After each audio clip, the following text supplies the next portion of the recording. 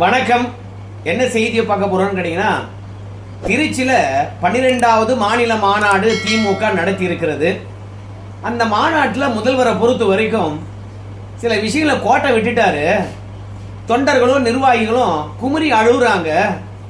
ஏன்னா சமூக வலைத்தளத்தில் போய் பார்க்கலாம், இல்லை பொதுத்தளத்தில் பார்க்கலாம், இல்லை ஒவ்வொரு ஊர்லேயும் பார்க்கலாம். திமுக மீது என்ன விமர்சனம் வைக்கப்படுகிறதோ அந்த விமர்சனத்துக்கு திருச்சி மாநாட்டில் முதல்வர் அவர்கள் விளக்கம் அளித்திருந்தான்னு வச்சுங்களேன், எதிரியை நல்லா எதிர்கொண்டிருக்க முடியும். அதெல்லாம் விட்டு பேரிடர் காலத்திலும் கொரோனா காலத்திலும் ஆட்சி நடத்தின எடப்பாடி பழனிசாமி ஆட்சியுடன் இந்த 5 ஆண்டு கால ஆட்சியை ஒப்பிட்டு நம்ம முதலமைச்சர் பேசியிருக்கிறார். அது ரொம்ப தப்பு இல்லைங்களா? இந்த 5 ஆண்டுல எந்த விதமான இடர்களும் கிடையாது. ஆனா எடப்பாடி பழனிசாமி ஆண்ட ஆட்சி துரோகிகளையும் சமாளிக்கணும், விரோதிகளையும் சமாளிக்கணும், இயற்கை பேரிடர்களையும் சமாளிக்கணும். இவ்வளவு விஷயங்களை சமாளிச்சு அவரு இந்த 5 ஆண்டு கால ஆட்சியுடன் போட்டி போடுகின்ற அளவுக்கு நல்லாட்சி செஞ்சிருக்கிறாரு. அந்த ஆட்சியுடன் பாத்தீங்கன்னா நம்ம முதலமைச்சர்கள் ஒப்பிட்டு திருச்சியில வாய் கிழிய பேசினாரு. அந்த ஒப்பீடு சரியான ஒப்பீடே கிடையாது. ஏன்னா இன்னைக்கு ஆட்சியானது அமைதியா நடந்துகிட்டு இருக்குது. எதிர்கட்சிகளுடைய போராட்டம் கிடையாது. மக்களை பொறுத்த வரைக்கும் உரிமைக்காக போராடினாலும் அந்த உரிமையை பற்றி ஊடகம் பேசுறதே கிடையாது, ரொம்ப மௌனிக்கிறது. அது மட்டும் கிடையாது, கூட்டணியில் இருக்கக்கூடிய கட்சிகளை பொறுத்த வரைக்கும் மக்களுடைய நலனுக்காக களத்தில் இறங்கி போராடவே இல்லை. கம்யூனிஸ்ட் கட்சிகளை பொறுத்த வரைக்கும் ஏழைப்பாயுடன் நிப்பான் அப்படின்னு சொல்லுவாங்க. ஆனால் அவங்கெல்லாம் அறிவாலயத்துக்கு முன்பாக போய் தான் நிக்கிறாங்களே கண்டி மக்கள் பிரச்சனைக்காக களத்துல நிக்கல. பட்டியலின மக்கள் வெட்டி படுகொலை பண்ணுகின்ற பொழுதும் சரி, குடிநீர்ல மலம் கலக்கின்ற போதும் சரி, நம்ம அண்ணா தொல் திருமாவளவன் அவர்கள் அறிவாலயத்தில் ஏதாவது ஆதாயம் கிடைக்குமா அப்படின்னு பார்த்துக்கிட்டு இருந்தாரு. என்ன ஆதாயம் கிடைக்க போகுது? ஐயோ 9 வருடங்களாக நாங்க முட்டு கொடுத்துட்டு இருக்கிறோம், முட்டு சந்தில கொண்டு போய் நிற்கிறாதீங்க, எங்களை பொறுத்த வரைக்கும் கொஞ்சம் தொகுதிகளை கூட்டி கொடுங்க, அதிகாரத்துல தான் பங்கு கொடுக்க மாட்டேன்ட்டீங்க, மேலவை எம்பியாவது கொடுங்க அப்படின்னு ஏதாவது ஒரு ஆதாயத்தை கேட்பாரு. மற்றபடி பட்டியலின மக்களுக்காக களத்தில் நின்று அவர் போராடி அந்த பிரச்சனை தீர்ந்ததாக ஏதாவது ஒரு பொது மேடையில மாத்தட்டி இருக்கிறாரா? கூட்டணி கட்சிகளை பொறுத்த வரைக்கும் அறிவாலயத்துல அடக்கம் பண்ணிடுச்சு காசை கொடுத்து திமுக. அதனால அதிமுகவை பொறுத்த வரைக்கும் 58 பிளவாக உடைச்சு விட்டீங்க. அதிமுக ஒருங்கிணைக்கிற வேலையை பார்ப்பாரா எடப்பாடி பழனிசாமி? ஒரு பக்கம் பாஜக பொறுத்த வரைக்கும் கூட்டணிக்கு வரையா என்று 24 மணி நேரம் அழைக்கின்ற காட்சிகளை சமாளிப்பாரா? அதனால இந்த 5 ஆண்டு காலத்துல கூட்டணி கட்சிகளும் எதிர்கட்சியும் திமுக எந்த விதமான நெருக்கடியும் இல்லை. அங்கங்க அண்ணாமலை பாத்தீங்கன்னா களத்துல இறங்கி திமுக கண்ணுல விரல விட்டு ஆட்டிக்கிட்டு இருந்தாரு. அதையும் எடப்பாடி பழனிசாமி அமித்ஷா கிட்ட சொல்லி ஆஃப் பண்ணிட்டாரு. அதனால பிரச்சனைகளே இல்லாத இந்த 5 ஆண்டு கால ஆட்சியில நீங்க சாதித்தது மாபெரும் விளம்பரங்கள் தான். ஏன்னா எதிர்கட்சிகள் அனுதினமும் இந்த அரசாங்கம் முடங்குகின்ற அளவுக்கு போராட்டம் நடத்திட்டு வச்சுங்களேன், இங்க தொழில் வாய்ப்புகளே வந்திருக்க வாய்ப்பே கிடையாது. ஊன்னா கூடங்குளம் அணுமின் திட்டத்துக்கு எதிராக, ஊன்னா ஸ்டெர்லைட் ஆலைக்கு எதிராக, ஊன்னா சிப்காட்டுக்கு எதிராக, ஊன்னா 8 வழிச்சாலைக்கு எதிராக, ஊன்னா பாத்தீங்களா எடப்பாடி பழனிசாமி அடிமையா கிடக்கிறான்னு சொல்லிட்டு ஒரு அலப்பற.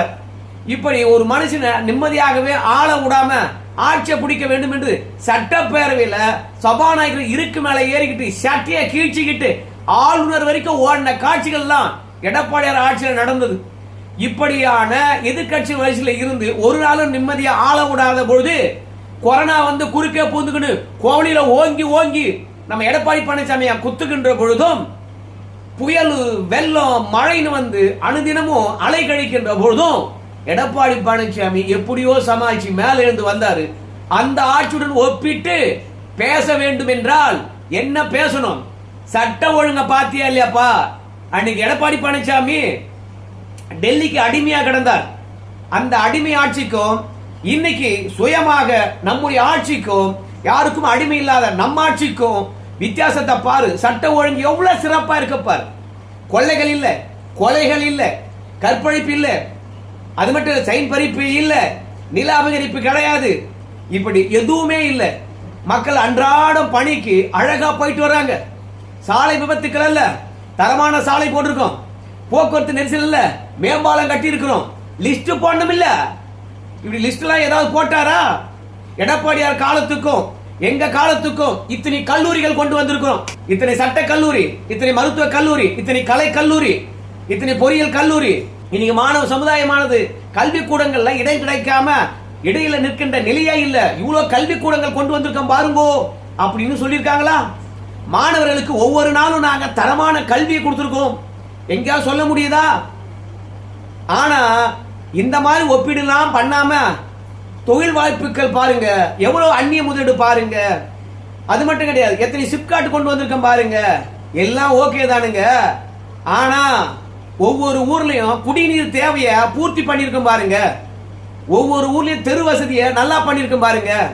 ஒவ்வொரு ஊர்லயும் மின் விளக்க சரி பண்ணிருக்கோம் பாருங்க. ஒவ்வொரு ஊர்லயும் நாங்க கழிவு நீர் வடிகால எவ்வளவு சிறப்பா செஞ்சிருக்கோம் பாருங்க. மழை பெஞ்சா ஒரு சொட்டு தண்ணி நிக்காதுங்க. மொத்தத்துல மழை பெய்தால் நெல்லு நனையவே இல்ல, அறுவடை செய்த நெல்லு நாசமாகல, மொத்தமே பாதுகாக்கிறதுக்கு கூடாரம் வச்சிருக்கிறோம். விவசாயிகளுக்கு எந்த கவலையும் இல்ல.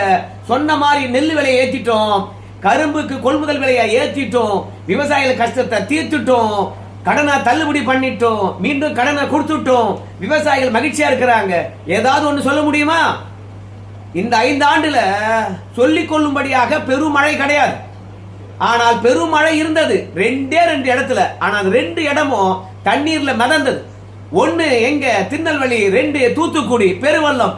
அந்த தருணத்துல கூட மக்களுடன் நிக்கல நம்ம முதலமைச்சர். அவர் நேரா எங்க போனாரு? கூட்டணி பேசுறதுக்கு டெல்லிக்கு போனார். மகனை மட்டுமே பாத்தீங்கன்னா தூத்துக்குடி திருநெல்வேலி பெருவெள்ளத்துக்கு அனுப்பி வச்சார். சென்னையில வடிகால் பணியை சரியா செய்து முடிப்பதற்கு 4000 கோடி ஒதுக்குனாங்க. ஆனால் ஒரே ஒரு வருஷம் மழை வந்தது. அந்த 4000 கோடி எங்க போச்சுன்னு தெரியல, எல்லாமே தண்ணியில மிதக்குச்சு. வீட்டுக்கு 6000 ரூபாய் கொடுத்து அதை ஆஃப் பண்ணாங்க. மொத்தத்துல இலவசங்களும் பணங்களும் சில தருணங்களை கையில திணிப்பதன் மூலமாக தற்காலிகமாக வாய மூடினாங்க இந்த அரசாங்கம். மொத்தத்துல இலவசங்கள் மூலமாக இதுவரைக்கும் வண்டி ஓட்டிட்டு இருக்கின்ற இந்த முதலமைச்சர் படிச்ச படிப்புக்கு இத்தனை பேருக்கு வேலை கொடுத்திருக்கும். தனியார் துறையில இவ்வளவு, அரசு துறையில இவ்வளவு. மொத்தத்துல இன்னைக்கு தமிழகமே பாத்தீங்கன்னா கல்வி வளர்ச்சியிலும் சரி, வேலை வாய்ப்பிலும் சரி, இந்தியாவிலே நம்பர் 1 நம்ம தாங்க அப்படின்னு சொல்லாமல்ல. சொல்லல, சொல்றதுக்கு அங்க ஒண்ணும் இவங்க செய்யல, கொடுத்த வாக்குறுதியை நிறைவேற்றல. எப்படி சொல்றேன்னு கேட்பீங்க. ஏங்க நம்ம தான் சென்னையினுடைய தெருக்கல்ல அங்கங்க அரசு ஊழியர்கள் போராடினதை நம்ம பார்க்கலையா? பணி நிரந்தரம் பண்ண சொல்லி கேட்டதை நம்ம பார்க்கலையா? துப்புரவு பணியாளர்கள் பொறுத்த வரைக்கும் நிரந்தரம் பண்ண சொல்லியும் தனியாருக்கு கொடுக்க வேண்டாம் என்று சொல்லிட்டும் தாரவாக்கின்ற இந்த அரசாங்கத்தை கண்டிக்கின்ற கதையை நம்ம பார்த்தது கிடையாதா? சம்பள உயர்வையும் நிரந்தர பணி பண்ண வேணும் அப்படின்னு கேட்டவங்களுக்கு சோறு போட்டு வாயம் முன்ன துப்புரவு பணியாளருடைய விஷயத்தை நம்ம பார்க்கலையா? மாற்றுத்திறனாளிகளை கிளாம்பாக்கம் பேருந்து நிலையத்துக்கு அண்ணாண்ட கொண்டு போய் கடாச்சிட்டு வந்ததை நம்ம பார்க்கலையா? மொத்தத்துல மனித நேயமற்ற அரசு, போராடுகளை ஒடுக்கின்ற அரசு. ஏன் கேட்டீங்கன்னா சமூக வலைதளத்துல திமுக எதிராக கருத்து பதிகின்றவன கூட கைது பண்ணி குண்டர் சட்டத்துல அடைக்கக்கூடிய ஒரு அரசு.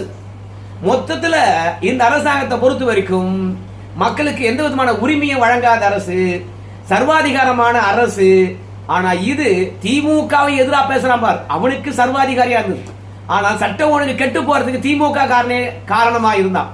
வரலாற்றுல 2000 கோடிக்கு திமுகவுடைய ஆதரவாளரும் திமுக காரணம் போதைப் பொருள் விற்றது வரலாற்று சாதனை இந்த அரசாங்கத்தில்.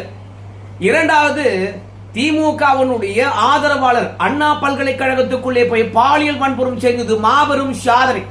2 வயசு சிறுமியை கெடுத்து கொண்டது திமுக காரனுடைய சாதனை. 7 வயசு பெண்ணுக்கும் 70 வயசு மூதாட்டிக்கும் பாலியல் தொந்தரவு இழப்பது இந்த ஆட்சியுடைய சாதனை. இதெல்லாம் திமுக பாத்தீங்கன்னா அதிமுக ஒப்பிட்டு பேசிருக்கணும். ஏன் இதெல்லாம் சொல்றேன்னு கேட்டீங்கன்னா, எங்க ஒரு திமுக காரணம் இவ்வளவு குற்றச்சாட்டுகளை இணையதளத்துல அடுக்குகின்ற பொழுதும் திமுக காரணால இதை மறுத்து பேச முடியலையே.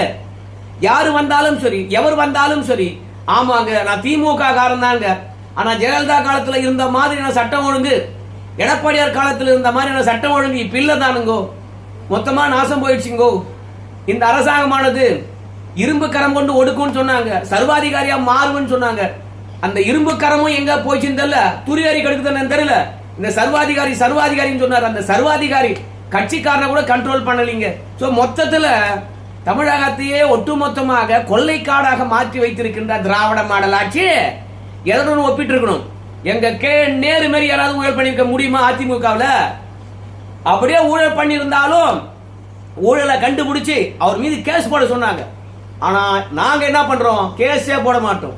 1க்கு 2 நீதிமன்றம் ஏப்பா ஈடி தான் வந்து ஆதாரத்தை கொடுத்துருக்குதப்பா, அந்த ஆதாரத்தின் அடிப்படையில நேரு மீது கேஸ் போடக்கூடாது அப்படின்னு கேட்ட பிறகு கூட நாங்க லஞ்ச ஒழிப்புத்துறையுடைய அதிகாரியை மாத்திட்டு புது அதிகாரியை போட்டு இருங்க, கால அவகாசம் கொடுங்க, நாங்க இந்த வழக்கு தொடர்பாக சில விசாரணை நடத்தி கொண்டிருக்கிறோம் அப்படின்னு காலதாமதம் பண்ணிட்டு இருக்கிறோமே. அதனால எங்களை ஒன்றும் பண்ண முடியாதுங்க. எத்தனை அரசியல் கட்சிகள் வந்தாலும் சரி, எங்களை மாதிரி பாட்டிலுக்கு 10 ரூபாய் அதிகமா வாங்க முடியுங்களாங்க? 1.5 கோடி பாட்டில் வித்தா ஒரு நாளைக்கு நாங்க 15 கோடி அளவுக்கு சாராயத்துல சம்பாதிக்கிறோங்க கட்சிக்காக. யாராவது இந்த மாதிரி சம்பாதிக்க முடியுமா? சோ அதிமுகவில் இப்படி கொள்ளட்சம் யாராவது காட்ட முடியுமா? அதிமுகவில் ஊழலுக்காக 1.5 வருஷம் ஜெயிலில் இருந்தவன் யாராவது காட்ட முடியுமா? திமுக ஆட்சியில் தான் நம்முடைய செந்தில் பாலாஜியை பார்க்க முடியும். 13 அமைச்சர்கள் மீது ஊழல் புகார் இருக்கின்ற ஒரே கட்சி எதுன்னு கேட்க முடியுமா? அதிமுக அப்படி யாராவது மீது இருக்குதா அப்படின்னு ஒப்பிடுதல சொல்லணும். அதெல்லாம் விட்டு இந்த 5 ஆண்டுல அதிமுக மற்றும் திமுக இடையில ஒரே ஒரு 6 விஷயங்களை ஒப்பிட்டு சொல்லிட்டு நாங்க பாருங்க மாபெரும் சாதனை செய்து விட்டோம் என்று சொல்லிட்டு, இந்த 6 துறையில மட்டும்தான் நீங்க சாதனையா? ஏன் மற்றதெல்லாம் சாதனை செய்யாம போறது? யாரு கை கால புடிச்சு வச்சிருந்தது? மருத்துவத்துறையில சாதனை பண்ணிட்டு சொல்லுங்க, பொதுப்பணித்துறையில சாதனை பண்ணிட்டு சொல்லுங்க. உங்க சாதனை எல்லாம் வகுப்பறை இல்லாம மரண படிக்கின்ற காட்சிகளை பார்க்கிறோம். வகுப்பறையில போய் படிச்சோம்னா மேல இடிஞ்சு விடுகின்ற சுவர்களை பார்க்கிறோம், கூரைகளை பார்க்கிறோம். அப்படி இல்லையா தென்பண்ணை ஆற்றங்கரையில பாலம் கட்டின 6 மாசத்துல அடிச்சும் போன கோரத்தை பார்க்கிறோம். சோ மொத்தத்துல எல்லாவற்றிலும் கமிஷன், எவற்றை எடுத்தாலும் ஊழல். சரி, இத்தனையும் குறை. திருச்சியில வந்து ஊடகம் என்ன பேசுன்னு கேட்டீங்கன்னா, முதலமைச்சர் வருகின்றார், திருச்சி மாநாடு என்பது மாநில மாநாடு. இந்த மாநாட்டில் அடுத்த தேர்தலுக்கு அச்சாரம் போடுற மாதிரி தேர்தல் வாக்குறுதியை தருவார் பாருங்க. சும்மா கிளிகிளின்னு இருக்கும். மக்கள் எல்லாம் ஒட்டுமொத்த பேரும் போய் பார்த்தீங்கன்னா திமுக ஓட்டு போட்டுருவாங்க அப்படின்னு சொன்னாங்க. ஆனால் தேர்தல் வாக்குறுதி எதுவுமே வந்து பார்த்தீங்கன்னா திமுகவில் கொடுக்க முடியல. அப்படி கொடுத்துருந்தான்னு வச்சுங்களேன், என்ன ஆயிருக்குன்னு தெரியுமா உங்களுக்கு? ஏன் இன்னும் கூட நீ தான் ஆட்சியில் இருக்கிற? தேர்தல் வாக்குறுதியை தரதை விட இதெல்லாம் நீ நிறைவேற்றலாம் இல்ல? உங்ககிட்ட ஆட்சி அதிகாரம் இருக்கியா? இன்னும் தேர்தல் தேதி அறிவிக்கலையா? இன்னைக்கு வரைக்கும் நீ தான் முதலமைச்சர். இந்த வாக்குறுதியை தரதை விட இதை நிறைவேற்றலாம் இல்லையா அப்படின்னு கேள்வி கேட்பாங்க. அதனால்தான் திருச்சி மாநாட்டில் எந்த ஒரு வாக்குறுதி கொடுக்கல. தேர்தல் அறிக்கையை அதிமுக வெளியிட்டு இருக்குது, தவேகா வெளியிட்டு இருக்குது. அதெல்லாம் வந்து பாத்தீங்கன்னா இன்ஸ்டன்ட்ல கொடுக்குறாங்களாம். அங்கங்க கொஞ்சம் கொஞ்சமா வந்து பிட்டு பிட்டா கொடுத்துருக்காங்களாம். கனிமொழி அவர்களை பொறுத்தவரைக்கும் தேர்தல் அறிக்கை ரெடி பண்ணிருக்காங்களாம். நம்ம முழுசா படிப்போம், கவலைப்படாதீங்க. தமிழகத்தையே புரட்டி போட்டுரும். 525 வாக்குறுதி கொடுத்தீங்க, அதுல எத்தனை நிறைவேற்றினீங்க என்று சொல்லுகின்ற போது நம்முடைய அன்புமணி சொல்றாரு 15% கூட நிறைவேற்றலைங்க. முழுசா நிறைவேற்றினது 15% தான். அரைகுறையா நிறைவேற்றினது மொத்தமா கூட்டி பார்த்தோம்னா ஒரு 30% இருக்கும். மீதி 70% நிறைவேற்றவே இல்லை. ஊடக வலிமையினால தேர்தல் வாக்குறுதி அத்தனை நிறைவேற்றி விட்டோம் என்று பொய் சொல்றாங்க அப்படின்னு அடிச்சு விட்டாங்கப்பா. அது மட்டும் இல்ல, தமிழ்நாட்டில் இவங்க மட்டும்தான் வெற்றி பெறுவாங்களாம். நம்ம மண்ணில் நாம வெற்றி பெறாம யார் வெற்றி பெற முடியும் அப்படின்னு முதலமைச்சர் வந்து சத்தியம் பண்ணிட்டு போயிருக்காரு. 7வது முறை மட்டுமல்ல, இனி எப்போதுமே திமுக தான் தமிழகத்தை ஆளும் அப்படின்னு சொல்றாங்க. என்டிஏ கூட்டணி, அதிமுக கூட்டணின்னு சொல்லிட்டு தப்பா சொல்லிட்டேன். மோடி அமித்ஷா வந்து பாத்தீங்கன்னா கோச்சுக்குவாங்க. நான் வந்து என்டிஏ கூட்டணி என்றே சொல்றேன். எடப்பாடி பழனிசாமி கூட்டணிக்கு கூட பேர் வைக்க முடியாத அளவுக்கு தான் கட்சி கொண்டு போய் அடமானம் வச்சிருக்காரு. எனக்கு பரிதாபமா இருக்குது. ஏன்னா அதிமுக தொண்டர்களை பொறுத்த வரைக்கும் தன்னுடைய சுயநலத்துக்காக அடகு வைத்து விட்டார் எடப்பாடி பழனிசாமி என்று சொல்லிட்டு, ஆடு நனையுது என்பதற்காக ஓனாய் வருத்தப்பட்ட மாதிரி அதிமுக காரனுக்காக திமுக வருத்தப்பட்ட கதையை நம்ம இப்பதான் பார்க்கிறோம். அண்ணாவை மக்கள் தேர்ந்தெடுத்தாங்களாம், கலைஞரை மக்கள் தேர்ந்தெடுத்தாங்களாம், ஜெயலலிதாவை மக்கள் தேர்ந்தெடுத்தாங்களாம், எம்ஜிஆர் மக்கள் தேர்ந்தெடுத்தாங்களாம், கடைசியில ஸ்டாலின் அவர்களை தான் மக்கள் தேர்ந்தெடுத்தாங்களாம். எடப்பாடி பழனிசாமி இடையிலே வந்தார், ஓகே தான். பன்னீர்செல்வம் இடையிலே வந்தாரு. ஆனா கலைஞர் அண்ணா செத்த பிறகு மக்களா தேர்ந்தெடுத்தாங்க. யார் தேர்ந்தெடுத்தாங்க? வரலாறு உங்களுக்கும் பின்னாடி இருக்கிறது. மொத்தத்துல ஊடக வலிமையினால ஒண்ணுமே இல்லாத இந்த திருச்சி மாநாட்டு உரைய விட்டு விட்டா வெட்டி.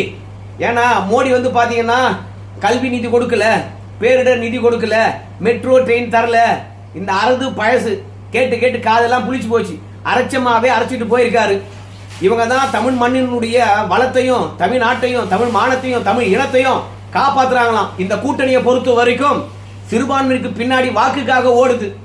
இவங்க கொள்கைக்காக ஒன்றிணைந்திருக்கின்றார்களாம். இந்த திமுக கூட்டணி தேர்தலுக்கு மட்டுமே கூட்டணி இல்லையாம், நம்ம தமிழ்நாட்டினுடைய நலன்களை காப்பாத்துறதுக்காக இந்த கூட்டணி உருவாயிருக்கலாம். என்னைக்கு தமிழ்நாட்டு நலனுக்காக இவங்க போராடி இருக்காங்க சொல்லு பார்க்கலாம். இவங்களுக்கு எதிராக டெல்லியில இருந்து ஏதாவது ஒரு ஆப்பு வந்தா அந்த ஆப்புக்கு எதிராக போராடுவாங்க. இப்ப கூட இந்த கூட்டணியானது இவ்வளவு பேரை ஒன்று சேர்த்திருப்பது எதற்காக? தோத்துடக்கூடாது. தோத்துட்டோம்னு வச்சுங்களேன் திமுக என்ற கழகமே இருக்காது. அதனால இந்த முறை தோல்வியை தழுவது திமுக வாழ்நாள் ஒரு கட்சி இல்லாத நிலையை உருவாக்கும். அந்த நிலைக்கு போகக்கூடாது என்பதற்காக கையில் இருக்கின்ற பணத்தை எல்லாம் கொட்டி ஒரு கூட்டணியை உருவாக்கி வச்சிருக்காங்க.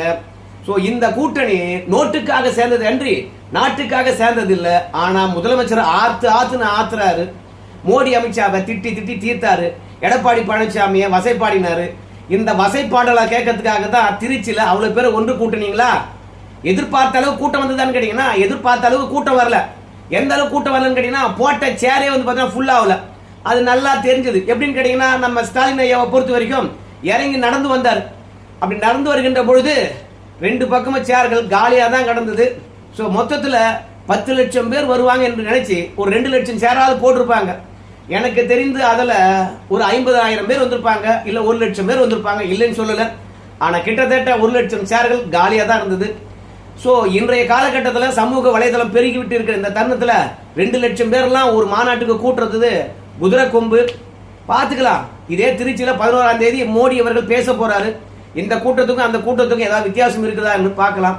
மொத்தத்தில் அதிமுக ஆட்சியுடன் திமுக ஆட்சி ஒப்பிடுவது முட்டாள்தனம்.